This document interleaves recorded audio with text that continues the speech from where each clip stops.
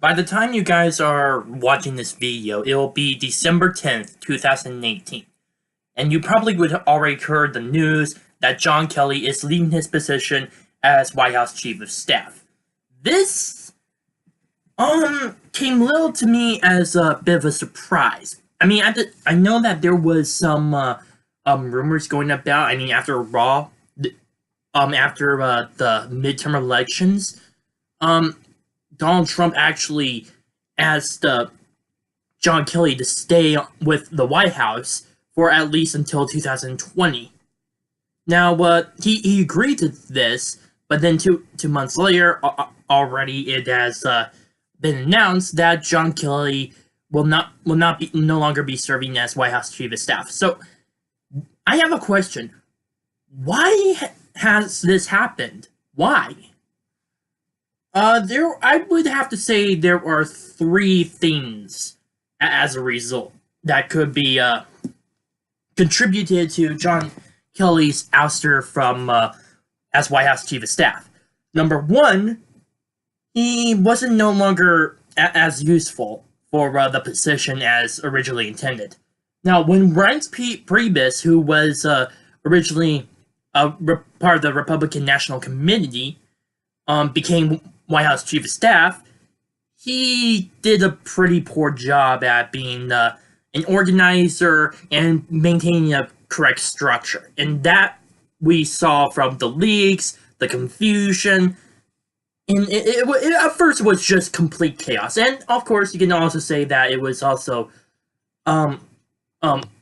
officials from the Obama administration that contributed to this chaos, which would be which I think it would be an accurate statement. I don't know how much of an effect they had, but I wouldn't be surprised if they did contribute to that sort of thing. Anyway, after Reince Priebus was kicked out of the as Chief of Staff, John Kelly came in, and it seemed like a pretty reasonable choice. He was a former Marine general, and he was well known to being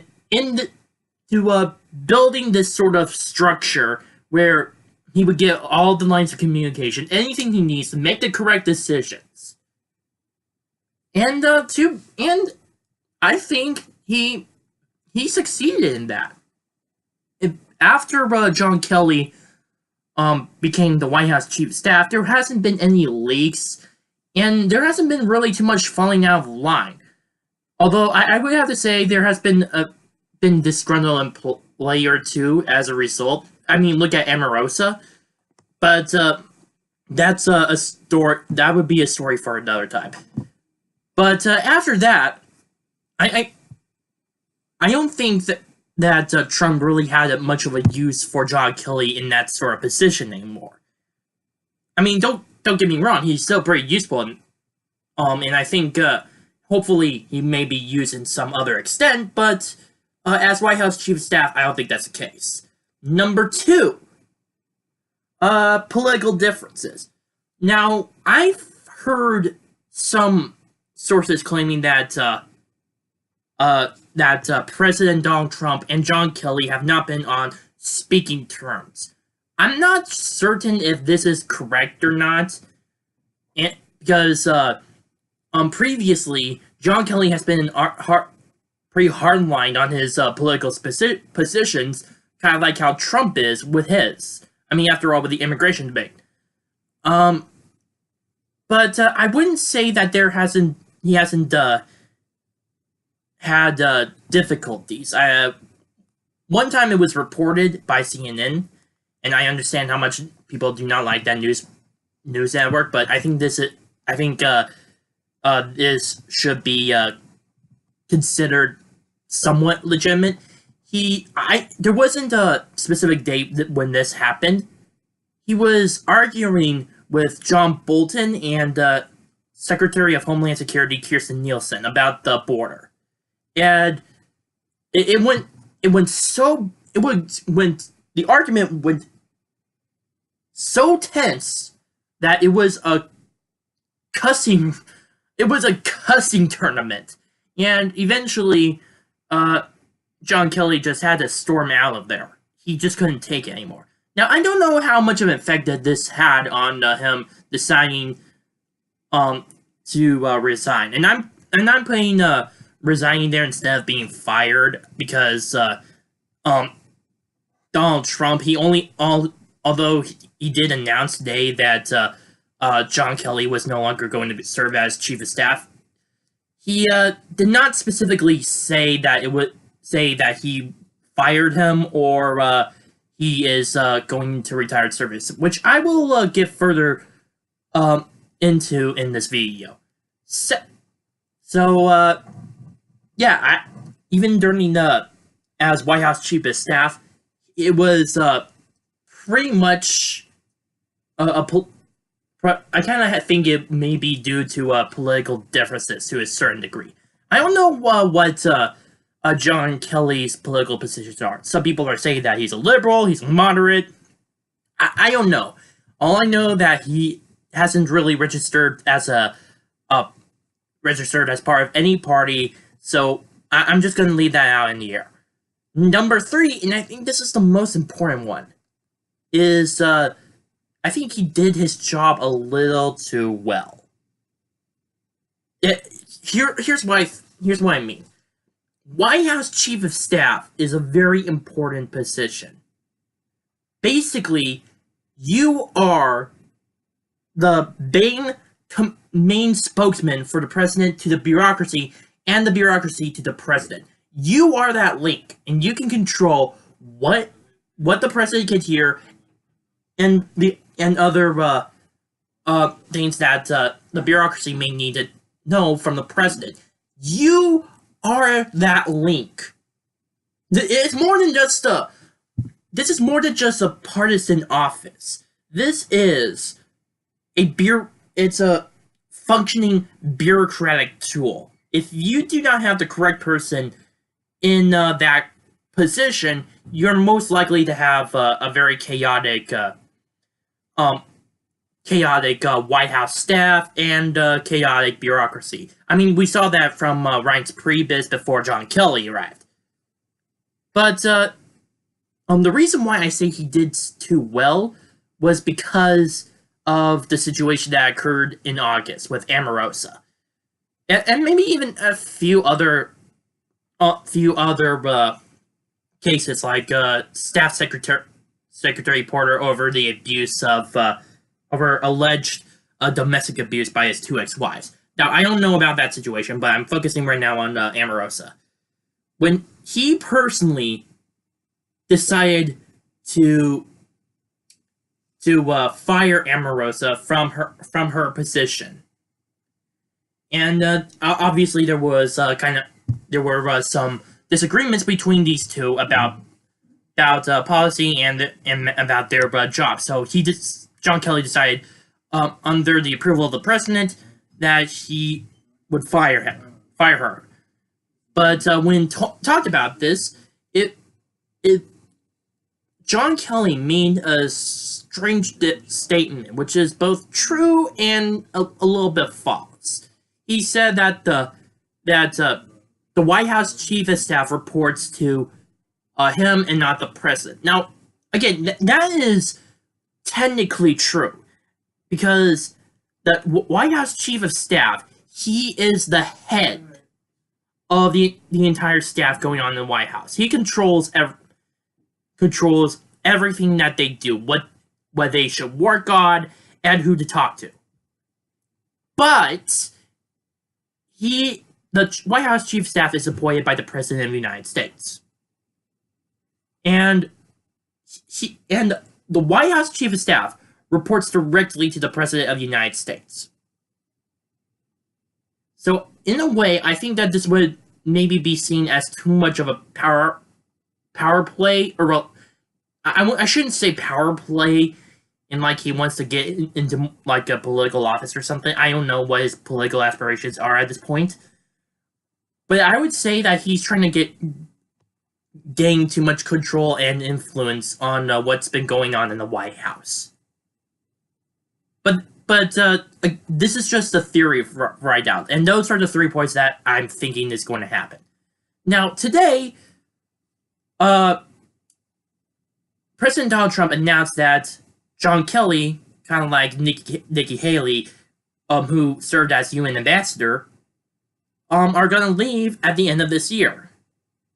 He did not specifically say in the case of John Kelly that he was retiring, but he was just getting out of the White House Chief of Staff. Here are a few things that I think may occur as a result. One, he could actually be resigning. I don't know if that's the case or not, but it's a very good possibility. Number two, he may just be transferred to another job, which may be suited for him. Which is why President Trump was reluctant to say that he retired or that he was fired or anything sort of like that. He didn't even say resignation, so that may be the case. In fact, this kind of would be plausible considering that John Kelly was the first Secretary of Homeland Security before Kirstjen Nielsen and became White House Chief of Staff. So I think that may be pretty plausible in that case. So those are currently my two theories that are going to the result of maybe of John Kelly leaving his position as Chief of Staff. But who's going to replace him? There are people saying that there's a guy named Nick Ayers who was part of the Vice President's staff. I think he was the Chief of Staff. I can't really be certain. I don't really focus too much on the Vice Presidency. But there has been a discussion about Nick Ayers becoming the one who would replace Donald Trump. No, not replace Donald Trump. Replace John Kelly. Now, I'm not sure if this is correct or not, and it's from right now, it's unconfirmed if this is true or not. In fact, he didn't make a statement before saying that he wants to spend time with his family in Georgia, but he was willing to temporarily stop that for at least maybe a year. But Donald Trump wants a 2-year commitment. Now, again, that only raises further questions on whether or not Nick Ayers is going to be the next White House Chief of Staff. But other than that, no one really knows who's going to be the next Chief of Staff. But I will have to say, I'm a little bit surprised of how much attention this is going. Yes, John Kelly, he is a very big name in the administration. I mean, after all, he is he's kind of like James Mattis. He's already built a reputation for himself before entering politics, and now he's built the structure for the White House to work with. I know that's why the media focuses on him, but although the White House Chief of Staff is definitely an important position, I think they're placing too much attention on it. Because unlike the White House Chief of Staff, unlike departments like Homeland Security, Defense, States, that sort of thing, Donald Trump does not need to go to the Senate. He doesn't. He needs to just pick a person and they're officially appointed there. The reason why this is because it's not a separate department that Congress has created, and under legislative power, Congress has more specifically the Senate, has the ability to confirm or not confirm the nominee for heading those specific departments. Now, this is not the same thing, since the White House Chief of Staff only works on the White House, and it's more like one of an advisor to the president instead of anything else. So I'm kind of surprised of how much attention this is. This is getting. Again, I'm not trying to dispute the fact that the office is important, or that John Kelly is, well, he is a very well-known figure across the country. But I'm just a little surprised of how much attention this is getting. Nonetheless, whoever returns to White House, who becomes White House Chief of Staff, I hope they do a pretty good job at it and continue to do the same thing that John Kelly has been doing. After all, he did bring the White House in order, and I think he did serve his country really well. Not just in the government sense, but in the military sense. So I think whether or not John Kelly is going to be in another position or he's officially retiring, I think now is a good time to say thank you, John Kelly, for putting the White House in order. And I believe even whether or not the sources are true or not about the relationship between John Kelly and Donald Trump, I am willing to bet that Donald Trump feels the same way. My name is Noah Me, and I'm the Arc of Truth. Please post your comments down below. I love to read them. Subscribe, like this video, and share it with your friends. Bye.